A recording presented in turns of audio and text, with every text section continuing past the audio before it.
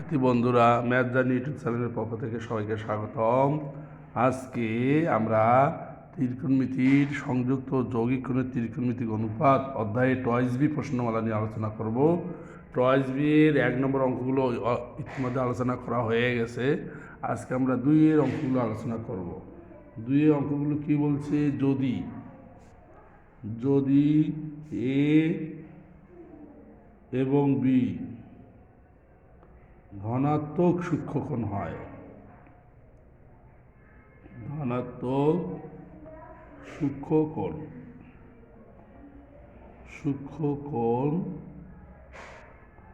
হয় এবং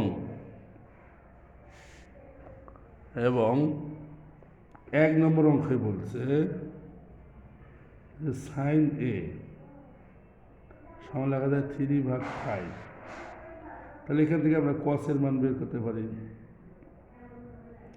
√1 - sin a square n। তাহলে 9/25, 25 থেকে 9 বাদ দিলে আমরা কত পাবো?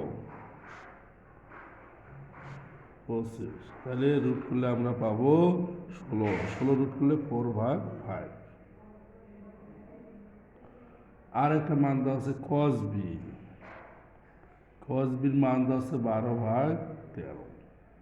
এখান থেকে আমরা সাইন বির মানটা বের করতে পারি। তাহলে √1 - cos স্কয়ার, 12 উপরে স্কয়ার দিলে 144, 4 স্কয়ার দিলে 169, 169 যোগ 144 ভাগ 169 রুট করলে আমরা পাবো যে 25/169। তাহলে √5/13। অঙ্কটি দেওয়া আছে সাইন এ মাইনাস বি, সাইন এ মাইনাস বি। সাইন এ মাইনাস বি সূত্র হচ্ছে সাইন এ কস বি মাইনাস কস এ সাইন বি। সাইনের মান কত আছে? 3/5। কস বির মান আছে 12/13। আর কসের মান আছে 4/5, সাইন বির মাইনাস 5/13। আমরা যদি গুণ করি 3 × 12 = 36, 5 × 13 = 65, 4 × 5 = 20, 5 × 13 = 65। তাহলে লসাগু করলে আমরা পাবো 65, 36 - 20, তাহলে 16/65। এটি হচ্ছে এই অঙ্কের অ্যান্সার। অনুরূপে আমরা 2 নম্বর অঙ্কটিও করতে পারি। 2 নম্বর অঙ্কটি বলছে সাইনের মান 4/5 এবং কস বির মান 5/13 হয়, তবে tan a + বির মান নির্ণয় করো। তাহলে 2 নম্বরে দেওয়া আছে সাইন এ সমান 4/5। তাহলে কসের মানটা আমরা বের করতে পারি। কস এর মান বের করব, √1 - sin a স্কয়ার অর্থাৎ 16/25। তার মানে আমরা যদি লসাগু করি 25 - 16/25, তাহলে কত পাবো? 25 থেকে 16 বিয়োগ করলে 9, 9 রুট করলে 3/5। অনুরূপে আমরা আর একটি মান বের করতে পারি, cos b মান দেওয়া আছে 5/13। তাহলে সাইন বির মানটা বের করতে পারি, √1 - 25/169। তাহলে 169 লসাগু হয়ে গেল, গুণ হইল ভাগ 169। এই যে 124 এর 144/169, আমরা পাচ্ছি 12/13। তাহলে অঙ্কটি আমাদের দাঁড়াচ্ছে tan a + b, tan a + b। তাহলে tan এর মানটা আমরা যদি বের করি tan a সমান সাইন এ ভাগ কস এ, 4/5 আর কসের মান 3/5, তাহলে 4/3।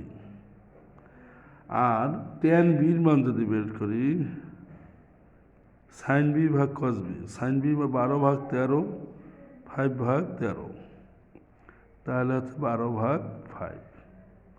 তাহলে এবার পাচ্ছি কি আমরা tan a প্লাস বি, tan a প্লাস বি সমান লেখা যায় tan a plus tan b, tan b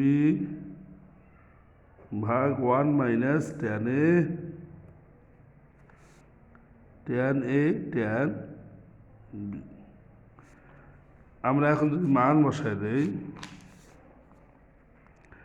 tan এর মান কত? tan এর মান হচ্ছে 4/3, tan বির মান হচ্ছে 12/5, 1 মাইনাস tan এর মান হচ্ছে 4/3, আর একটা কত হচ্ছে 12/5।